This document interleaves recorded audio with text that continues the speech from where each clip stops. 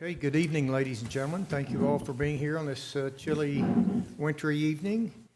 And it's 6:01. We'll call the meeting to order of the Denison City Council for Monday, December 1st, 2025. At this time, I would like to invite Reverend Todd Cateau, pastor of the Park Avenue Church of Christ, to give our invocation, followed by Fire Rescue Chief Jacks for our pledge.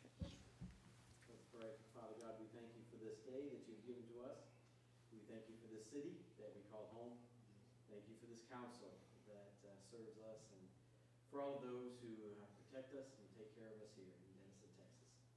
Father, thank you for caring for us, every single one of us. From the greatest among us to the least, you care, you love, and Father, help us just to be able to comprehend the great love that you have for us. And as we comprehend that, we pray that your love may flow through us into the lives of other people. Father, bless this council, give them clear minds and sincere hearts as they deliberate the business of the day. Father, we pray that we may use all the abilities and blessings and, Father, just every ounce of influence that we have to glorify you and to serve those that you have put in our charge.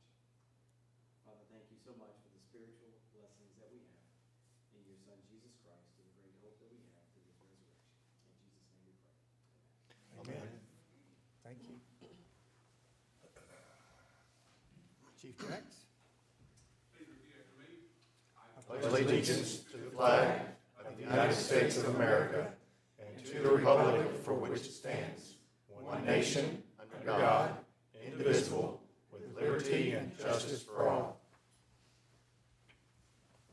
Honor the Texas flag. I pledge allegiance to thee, Texas, one state, under God, one and indivisible.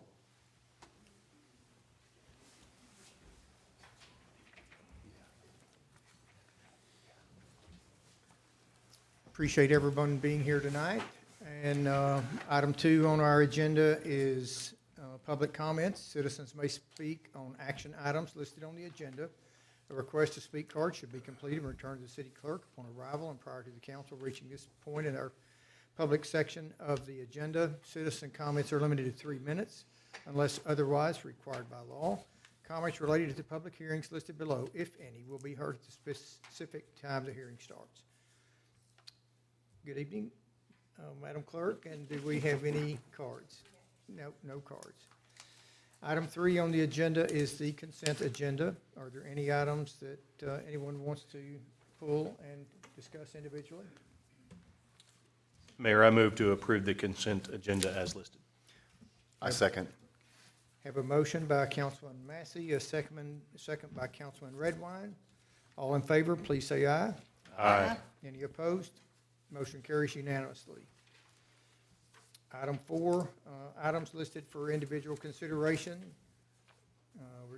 Item A, receive a report, hold a discussion, take action on authorizing 2025 fiscal year end budget amendments and appropriation of funds from 25 over to 2026 budget. Ms. Lori Oswald, good evening. This is the final agenda item for the fiscal year 25 budget. If we make it through the next 6 slides, we will finally put fiscal year 25 to rest. Thank you. Yeah, now we got you. Each year end, as you know, we have a lengthy closing process.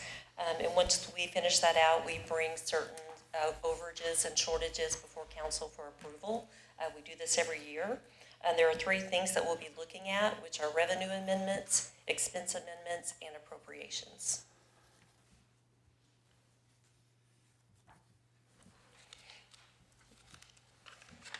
So first, we're going to look at revenues that come in under budget, $50,000 or more. For the general fund, we have 8 accounts that came in under a budget. You will notice that the amendments themselves total $3.1 million there in yellow. But the good news is that the total general fund revenues came in over budget at actually $528,000, nearly $529,000. For the utility fund, we have 6 accounts totaling nearly $1.5 million.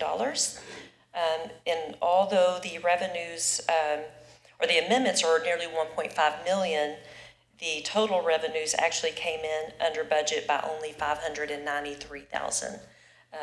That difference is because you're looking at individual accounts that came in under budget. It's not taking into consideration revenues that came in over budget to offset that. That's why there's a difference in the amendment amount versus what was actually the net amount. Can we pause on that slide real quick? Sure. I'm noticing budget versus year-to-date totals shows that TASWA has not transferred funds to us. Is that delinquent or unexpected? Is TASWA on there twice? 1 second. I see 65090, TASWA gain sharing, we were expecting 575, we got year-to-date 0. Okay, normally what we do is we obtain the TASWA funds and we deposit into our general operating fund and then transfer it to the restricted fund. But this year we coded it directly to the TASWA fund. I visited with the auditors. They said there wasn't a reason to run it through the general fund, so that's why that transfer was 0. So, but we have received TASWA funds? Yes, we Okay. have, yes. Very good. Yes. And then delinquent taxes, I show, it looks like 1.3 million in, or 125 in shortfall. Is that a receipt we expect to get at some point in the future? They are delinquent currently. That can be very tricky because you have to look at current taxes and current delinquent taxes together, the total budgets and total receipts, because some people will pay on time, which puts it into the current taxes, and some people pay, after January. And that kind of fluctuates those two accounts every year. Last year it was the opposite. We were over in one and under in the other, and this year it's the opposite. So combined, we actually came in $1 million better than we anticipated when you look at those two accounts together. I understand that. My question is, do we anticipate receiving the 1.2 historically? Yes. Okay. Yes, we have an excellent collection rate for our taxes, usually between 98 and 99%. So yeah, we should receive those. So we are currently showing over budget, in excess of our budget expectations by 528,000. If we receive the additional 1.25 in current delinquent taxes, will that be additional to the 528 that I show at the bottom of that slide? Yes, but of course that will fall into the next budget year before we receive those in fiscal year 26. So it will reflect in those numbers. Understood. Thank you. Any other questions on that page? I guess, to Councilman Massey's point, the late pays from fiscal year 24-25, where does that show up as far as on the budget line? Well, we have 3 revenue accounts for taxes. We have our current taxes, our current delinquent taxes, which are the taxes due this year, and then we have one that's just called delinquent taxes, which are prior year collections. So there are 3 revenue accounts to look at. So I don't see delinquent taxes on this sheet. Do you have an idea of what that total is today? I don't off the top of my head, but the fact that it's not on here means it probably came in pretty close to what was budgeted. But I don't have that number in front of me. Would you mind updating me on that? Yes, absolutely. Any other questions? All right, thank you. Kind of lost my place there. Okay, so next we're going to look at amendments for divisions that came in over budget by $5,000 or more. So for the general fund, we have 5 divisions. They're listed at the top of the slide. And below that are the specific accounts that we'll be amending to compensate for that. The total amendment amount is $920,000. That's an unfavorable number. But when you net the expenses, the accounts that came in under budget and over budget, they actually came in under budget at $1.8 million. So, any questions on that? I want to read that back to you, make sure I understand. So some departments were over, but in total, we are 1.8 to the positive. Yes. Yes. Now, a couple of those expenses are under budget due to the funding not being expensed, and it'll be appropriated to the next budget year. So, for example, we have an appropriation in there for PD outfitting for their vehicles. The vehicles are still awaiting that outfitting, and so that money will be moved to the fiscal year 26 budget. Do you anticipate that it will unbalance next year's budget, or that because of the overage this year, that the transfer will make it so that we are a net zero on the total expectation of budget for next year? For next year, I'm not sure I understood your question, I'm sorry. So I got 1.8 to spend, but that's going to assume some costs that were supposed to be spent this year. They won't be spent till next year. Yes. Those assumed costs that will transfer to next year's budget, Right. are they over or under the expected budget as we understand them today? They will, well, I know for next year it will be under, or over, I'm sorry. We will still have like a loss when we roll those funds over to the fiscal year 26 budget. So let me make sure I'm clear on my question. There, in the 1.8, there are a series of line items that adjust, that should have been spent this year, they will not be spent next year. If I Yes. only talk about those line items, are those line items expected to be under or over budget relative to expectations? So am I, in this number, am I expecting that in 2026 I have a shortfall or an overage? An overage. You did have an Even overage. after those expenses are carried forward into 2026? Yes. Thank Yes. you. Can you get me that number? I sure can. Thank you. Okay.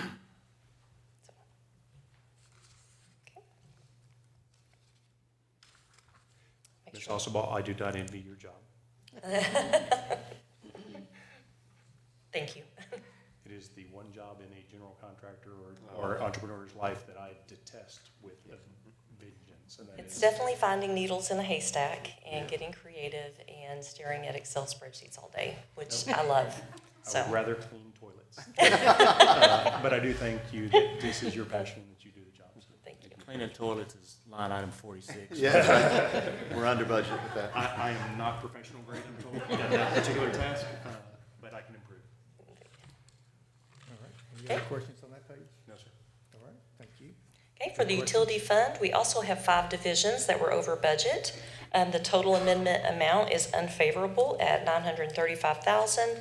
However, the total utility fund expenses actually came in under budget by only $114,000. So the majority of this under budget is due to us reducing our utility fund transfers to the INS fund for debt payments. As we saw the fund becoming dire, we had to get creative, and instead of transferring from the operating fund to make those debt payments, we decided to transfer the interest earnings on the bond funds themselves over to the INS fund to cover those payments. Typically, those interest earnings will be reapplied to the projects to cover overages or unforeseen expenses, but again, we had to get creative and look at ways to preserve operating funds in the utility fund. So the interest earnings was one of those methods. Can I pause you for just a second? Yes. I have a reputation for doing this, I'm sorry. Oh, that's good. Hey, but are we expecting that this shortfall that was received this year will carry forward next year? Like, do you have to tighten your belt next year, or are you good for next year on what we have seen as the budget? With the data you have today? Yes, sir. No, for you. I believe we can make it, sir. Excellent, thank you. Yes, I have no major concerns at this moment, at this time, with the next year's budget. Your major concerns are employment related. My major concerns are 20,000 strong. I would like to make sure that I have all of the data I need. Thank you. Yes, absolutely. Okay, and then lastly, we have appropriations to move unspent funds from the fiscal year 25 budget over to the fiscal year 26 budget. There are a total of 5 appropriations that total $305,000. All of these appropriations are related to the general fund. There are no recommended appropriations for the utility fund. Any questions on this page? Sorry, I didn't mean to look directly at you, Councilman, but I did. I just automatically. I have been told that particular behavior indicates I should run again. So now we'll look at the reserves for our general fund. We anticipate ending fiscal year 26 with 66 days of reserve, which was a surprise, a wonderful surprise, as we had previously estimated ending around 60 days of reserve.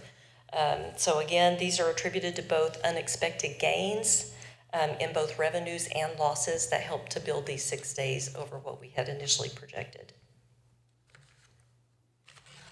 So for the utility fund, we anticipate ending fiscal year 26 with 46 days of reserve. That's 1 day more than what we had previously anticipated.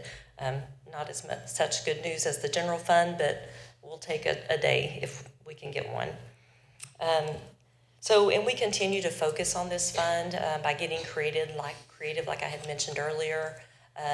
We're trying to find ways to alleviate the utility fund, operating funds by searching for grants, which Ronnie has done a wonderful job getting grants through the Texas Water Development Board. So we're constantly looking for creative ideas to help alleviate that burden on the operating fund. Remind me real quick, what funds the utility fund? Where are the sources for capital? Only the sale of our utilities to the city? Water and citizens' sewer is water? primarily, yes, the revenue for that. Primarily, yes, but what, are there alternative, are there additional? We have water tap or tap fees. That's another large revenue source, not as big as water and sewer.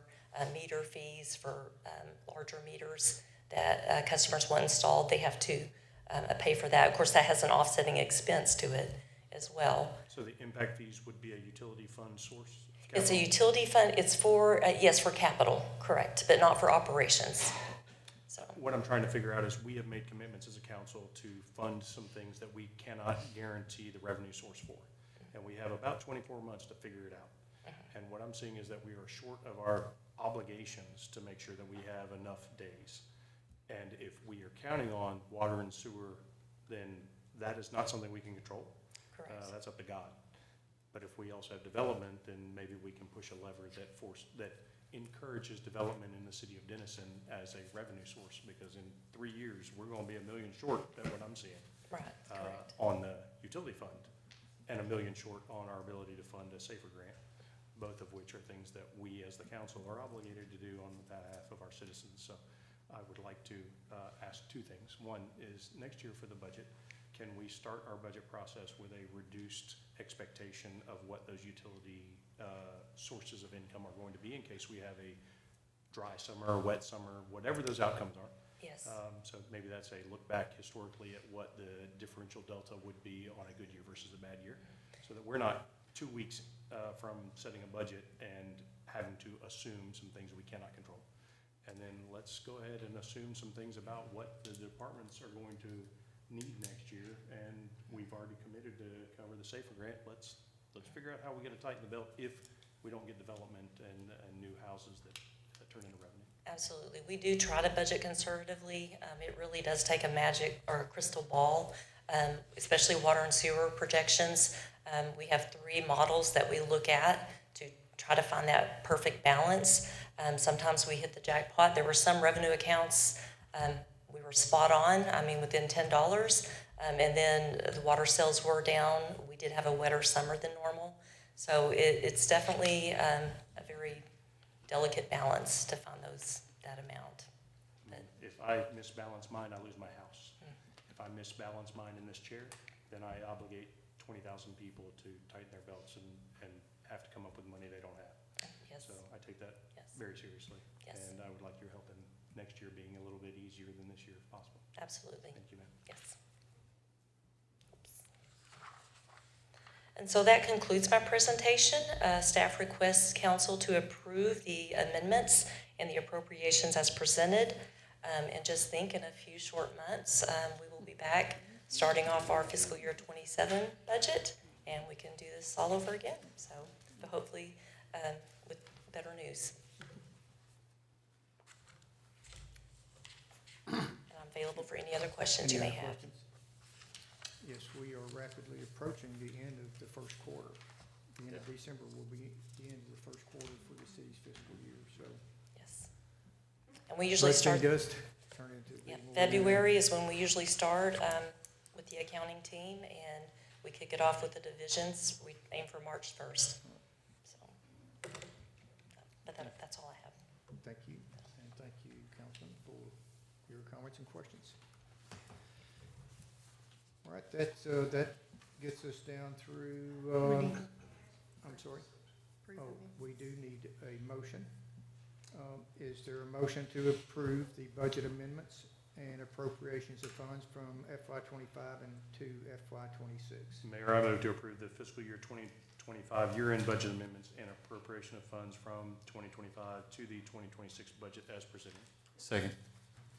A motion by Councilman Massey, a second by Councilman Thomas.